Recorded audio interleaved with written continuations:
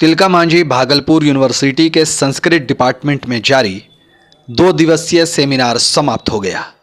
News the passion से बात करते हुए यूनिवर्सिटी के वाइस चांसलर ने संस्कृत और पर्शियन जैसी भाषा की महत्वता पर प्रकाश डाला। सर, ऐसा नहीं लग रहा है कि संस्कृत से या खास कर संस्कृत हो या पर्शियन हो, इस तरह की जो लैंग्वेज है इससे आज के छात्र थोड़ा दूर होते जा रहे हैं? छात्र नहीं दूर होते जा रहे हैं, क्योंकि देखिए जैसा कि अभी आपने सुना भी, ये थोड़ी क्लिष्ट भाषा है और जो समझ लेते हैं उनके लिए बहुत आसान है।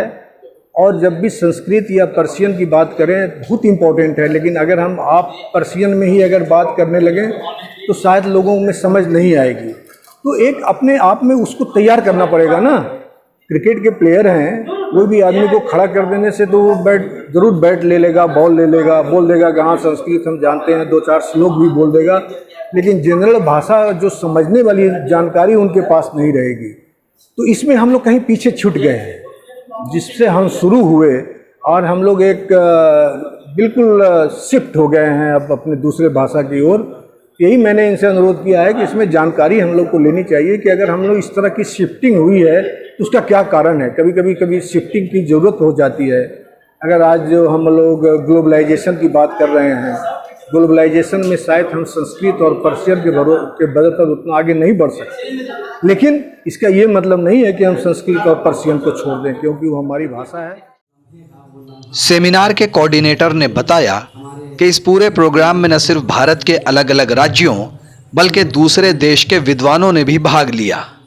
इस संगोष्ठी और कार्यशाला में हमारे विभिन्न राज्यों के शिक्षाविद यहाँ पर अपना रजिस्ट्रेशन कराए हुए हैं।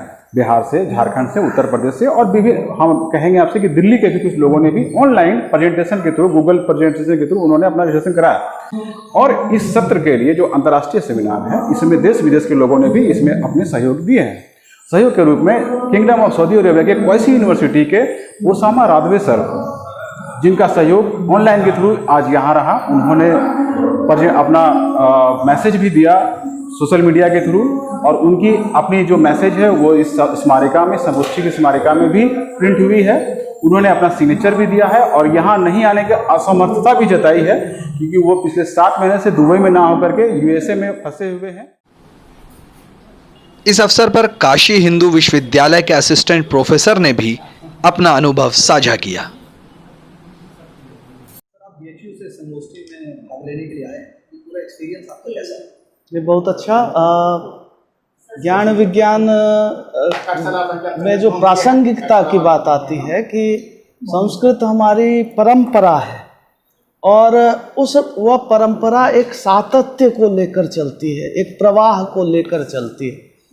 आज के परिप्रेक्ष्य में वह किस प्रकार से प्रासंगिक है, इस विषय को लेकर अगर शोधार्थियों में, शिक्षक और छात्रों में चर्चा होती है तो यह बड़ा ही संतोषप्रद होता है और यह बड़े प्रमोद का विषय है, संतोष का विषय है कि विश्वविद्यालय इस प्रकार से इस दुर्दिन में भी विभिन्न स्थलों के विद्वानों को एक जगह करके और संस्कृत की प्रासंगिकता पर यह चर्चा यहाँ हुई है।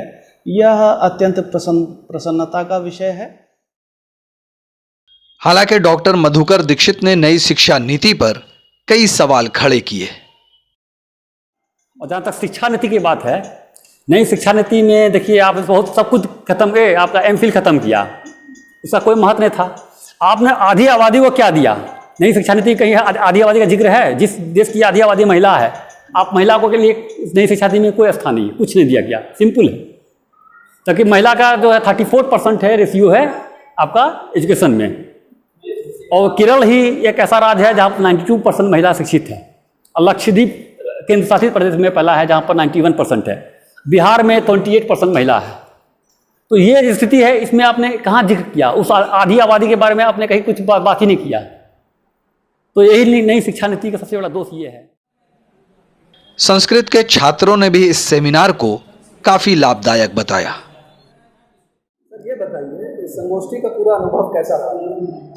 संगोष्ठी का जो है पूरा अनुभव अच्छा ही रहा। जैसे वैदिक काल से लेकर के और आधुनिक जो शिक्षा नीति के द्वारा जो शिक्षण विधि चल रहा है, दोनों के बीच में क्या सामंजस्य बैठता है, इस पर ज़्यादा विशिष्ट अध्ययन किया गया है।